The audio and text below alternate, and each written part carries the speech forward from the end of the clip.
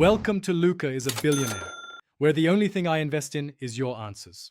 In this video, I will explain how to make a delicious wine cake. First, ensure you have all your ingredients ready, including your chosen wine. Next, prepare your baking pan, whether it's a 9-inch round or a bundt pan, by greasing and flouring it. Finally, preheat your oven to 350 degrees Fahrenheit so it's ready when your batter is mixed. These initial steps are crucial for a smooth baking process and a perfectly cooked cake. Now let's get to mixing the batter.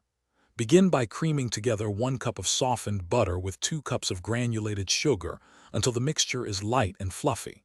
Then, incorporate 4 large eggs, adding them one at a time and beating well after each addition to ensure everything is fully combined.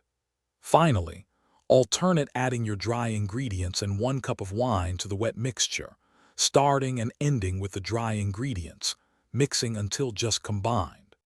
With your batter ready, it's time to bake. Carefully pour the batter into your prepared pan, filling it approximately 2/3 full to allow for rising. Place the pan in your preheated 350-degree Fahrenheit oven and bake for 45 to 55 minutes. You'll know it's done when a toothpick inserted into the center comes out clean.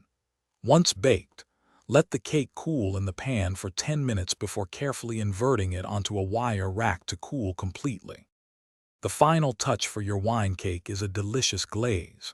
In a small bowl, whisk together 2 cups of powdered sugar with 2 to 3 tablespoons of wine until smooth. Once your cake has completely cooled, drizzle this glaze generously over the top. The glaze adds extra flavor and moisture, making each bite even more delightful.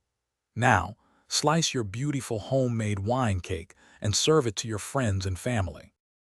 Thanks for watching and please subscribe. It's the best investment you'll ever make.